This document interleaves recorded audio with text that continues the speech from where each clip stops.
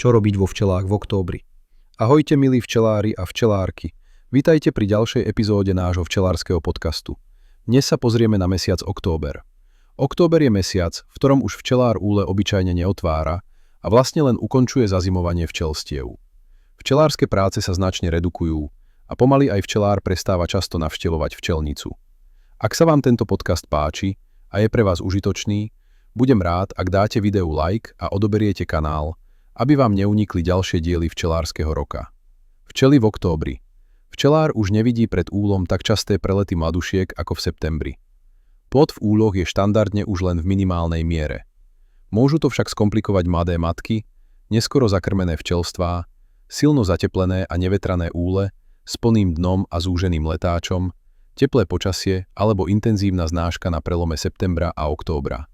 V predchádzajúcom mesiaci si včely stabilizovali svoje stavy na zimovanie a plynulo triedia vychované zimné včely na tie, ktoré v úli zostanú a ktoré sú prebytočné. Práve druhá polovica októbra je vhodná na získanie silného včelstva cestou spojenia dvoch rodín. Je to nielen overená cesta na získanie včelstva s veľkým počtom zimných včiel, ale aj posledná možnosť na výmenu matky, s ktorou je včelár nespokojný. Na zazimované včelstvo, v ktorom sa nevhodná matka odchytí, včelár položí odloženec s mladou matkou. Včelstvá o tomto čase možno spojiť na ostro, ale opatrnejší včelári môžu použiť noviny. Ak si menej skúsený včelár netrúfa hľadať matku, môže medzi rodiny vložiť materskú mriežku a odstrániť ju až na jar. Ale ja som vždy len položil rodiny na seba v dobrej viere, že včely si vyberú mladšiu matku. Skoro vždy to tak aj dopadlo. Len výnimočne nie, ale keď to tak chceli včely, tak asi bola stará matka lepšia. Nie je veľmi potrebné si robiť starosti so zásobami, nedaj Bože ich prekladať. Je síce dobré im po zložení pre uľahčenie spojenia dať jednu dávku letného roztoku, ak je teplé počasie, ale nie je to podmienkou. Včelstvo sa obyčajne usadí okolo mladej matky v horných nadstavkoch pod uteplenou strechou a v prípade potreby má chumáč zásoby nielen nad hlavou, ale aj pod nohami. V tomto čase by odložence na zimovanie mali mať tak 8 000 včiel, kmeňové včelstvá aspoň 15 až 20 000. Včely v tomto mesiaci pri chladných nociach začínajú nacvičovať tvorbu chumáča a je možné cez fóliu vidieť, kde sa usadia. Obyčajne je to na prednej strane, blízko letáčového otvoru. Otázka pre vás. Spájate vy v októbri rodiny, alebo meníte matky takýmto spôsobom? Napíšte do komentárov. Boj s klieštikom. Situácia, ktorá vo včelstvách v októbri štandardne panuje, s minimum plodu, je ideálna na dokončenie boja s klieštikom. Ten sa už vo väčšine rodín nemôže skryť pod viečka plodu. Je len na včelách a tam ho dezinsekčné prípravky zasiahnu s vysokou účinnosťou. Častou otázkou, ktorá včelárov trápi, je, ako často opakovať boj s klieštikom. Každý prípravok má svoje špecifiká, každá ročná doba chce svoje.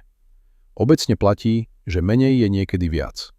Teda, nedávať opakovane dezinsekciu do úľa každých 5 dní, ale umožniť, aby sa klieštik z buniek vyliahol a účinná látka ho zasiahla a zlikvidovala. Ak aj koncom októbra je vo včelstve plod, niektorí včelári ho likvidujú vyrezaním, iní zväčšia pauzu medzi aplikáciou. A klieštika dorazia v novembri či až v decembri. Odpoveď na otázku, kedy prestať s likvidáciou klieštika, je relatívne jednoduchá. Včelár prestane vtedy, keď už klieštik nepadá. Snažíme sa teda dostať v bezplodovom včelstve k tomu, aby po aplikácii prípravku proti klieštiku sme na podložke našli 0 až 5 klieštikov. Takto ošetrené včelstvo nepotrebuje obyčajne žiadnu pomoc včelára a do sonovratu funguje bez toho, aby mu klieštik dokázal ublížiť. Kto má pochybnosti, môže dať na jar ekopol, môže vyrezávať trúde rámiky, ale je to len o dobrom pocite, nie je to nutné. Včelár by v októbri ešte stále mal robiť monitoring. Nemal by zabudnúť na sledovanie voľného spádu klieštika, teda sledovať nielen po ošetrení. Ak by padal čo len 1 až 2 za deň, je v úli klieštik ešte stále vo veľkom množstve a treba s ním ďalej bojovať. Včely mohli niekde vylúpiť zamorené včelstvo a doniesť si so zásobami aj kvantum klieštika. Otázka pre vás. Robíte monitoring spádu klieštika aj po ošetrení, alebo len počas liečby? Zazimovanie súší. Tmavé súše mal včelár vytaviť už v predchádzajúcom mesiaci. Na tie ostatné je teraz viac času a možno ich roztriediť.